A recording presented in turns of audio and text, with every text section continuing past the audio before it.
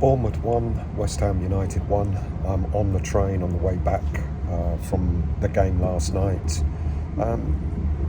Pretty decent game, quite an interesting game, quite an exciting game. I think given that Bournemouth are one of the teams who are in form, coming away with a draw, it is very creditable, especially given that West Ham United were not given much chance in this game. If you remember, only a couple of weeks ago, many fans were saying that of the 5 odd games that we've got in December, how many points were we going to get? Unlikely to get that many, and yet here we are, the second game of December, and we've got 4 points already. Wolves, all right, not a great game, and now a point away to Bournemouth. So I think pretty decent. There's still fans that are not happy. Apparently, it still looked all a bit lopsided, looked dishevelled, etc. But I don't know, to be quite honest with you. I'm quite glad that Lopetegui stuck with a front line or Bowen up front. He was industrious last night. Paqueta started out on the right-hand side, which seemed a little bit odd, but we have seen him play there before, even before West Ham. He's played there a few times for the likes of Lyon and so on. Kudus on the left-hand side meant that Somerville yet again was dropped, and I feel sorry for Somerville because I think he was one of the better players against Wolves, but you knew that when he was subbed against Wolves that he was not going to start in this game. Kilman at the back with Todibo, with Mavropanos looked all right. Ironically, I think of the two defenders, Kilman maybe looked a little bit more shaky than Mavropanos, and yet Mavropanos is the one that seemed to get all the stick because he gave away that free kick just before the 90 minutes for them to equalise.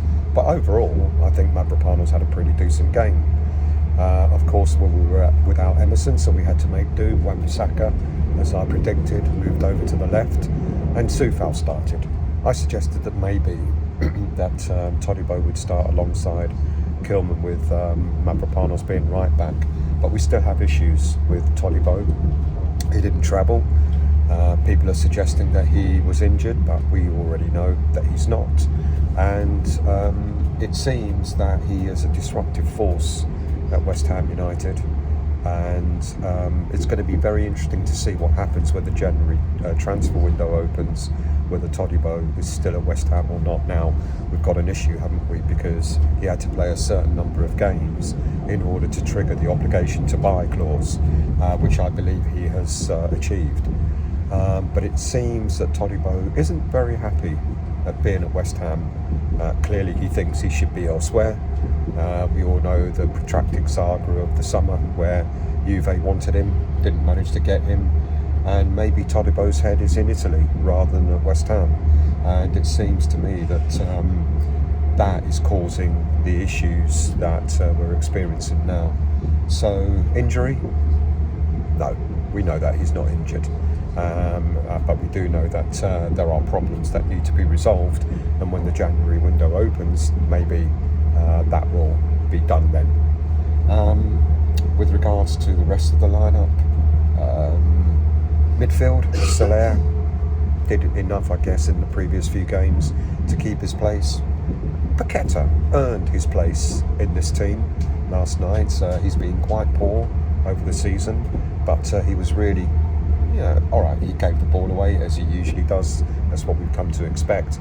But he was more with it against Bournemouth. I think he put himself about, which was good. Still gave the ball away, but he put himself about. Alvarez did all right, I guess.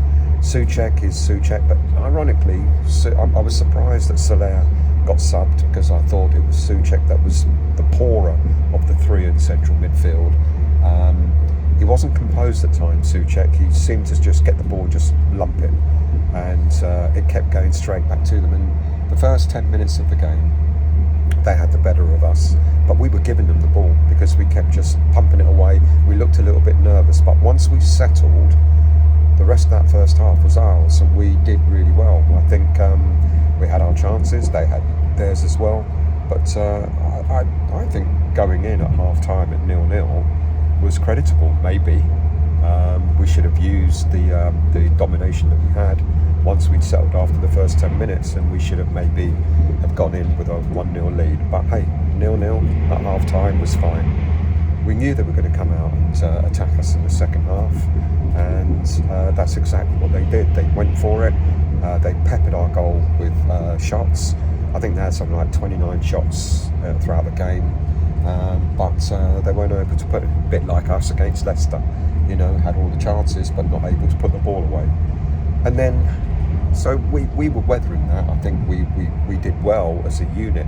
One of the things I saw last night, which perhaps we haven't had throughout this season in any game, is some grit and determination. That as a team, we were, composed. Well, we were controlled, and we defended really well. Just our passing, and when we're in, we could see our defenders at times panicking a little bit when they got the ball. They just hoofed it in order to get it away from the penalty area. But you know what? We did well. And Fabianski, I've said that I think Fabianski's time at West Ham being number one is over, but you've got to give him credit where credit's due.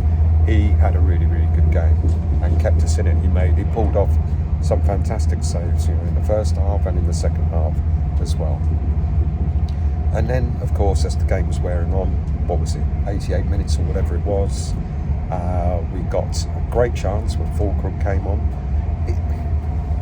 It's interesting what Fulcrum's like. Maybe he's just not fully match fit at the moment, but he offered us something when he offered us a focal point up front, and you could see that in the chance that he had, very similar to the chance he had against Leicester, where he got on the end of the cross and their keeper Kepa pulled off a really good save. But then that play was the result of the penalty. Now, some people are saying it wasn't a penalty. It was the slightest of touches, but it still touched his hand. What I find confusing is what people have been telling me about the referee looking at the Bournemouth players and apologising to them because he had to give the penalty. I don't know what that's about. Why would a referee apologise to players that he had to give a penalty? If it's a penalty, it's a penalty, and that's that. Paqueta stood up, stepped up, took it, and I think he really needed it. People are asking, why didn't Bowen take it? Well, you've got several players in the team that are penalty takers, so I don't mind, so long as the ball goes in the net. And I think Bowen, in a way, did the right thing. Paqueta needed that boost, and you can see what it meant to him. You can see the way he celebrated, kissing the badge, and all that sort of stuff, that it meant a lot to him. And then when we sang his name after he scored, he acknowledged, and you can see it meant a lot to him. And he went over to celebrate with Lopetegui as well. Now, interestingly, you hear all this stuff that's going on in the background. The last person you would have thought would be going to celebrate with Lopetegui would be someone like Paqueta. He's been dropped from the team.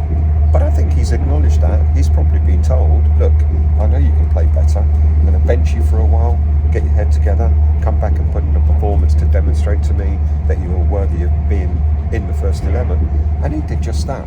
So he took his medicine by being dropped over the last few games. He was called back into the team against Bournemouth, and he demonstrated that he appreciated the advice he was getting from Lopetegui, and he went over to celebrate. Now, apparently, some other players who were on the bench, etc., seemed to take exception to the fact that he was celebrating with Lopetegui. What's going on in the scene, behind the scenes? It seems to me that there are some players that think they have an automatic right to start regardless of their performances, but that's not the case. And Lopetegui, I did say about a month or so ago, seems to be a brave coach in not hesitating to drop players if they're not playing to their best ability. So good on him. In that respect, he's showing some leadership there. Okay, so then, just before the 90 minutes, Mavropanos lunged in, gave away a free kick, and people are blaming him for that. But like I said, I think he had a good game all round, and that was probably one of the rare mistakes he made in the game. I think of the two, Mavropanos actually played better than Kilman, more composed. And then the free kick. Look, it was a great free kick, to be quite honest with you.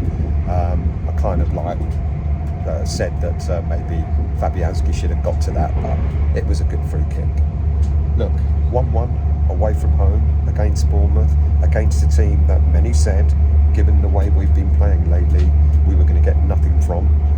We went out and did exactly what we did against Newcastle when we played away from home, and we came back with a result. 1-1 draw against Bournemouth. I think they're up in 6th place now, something like that.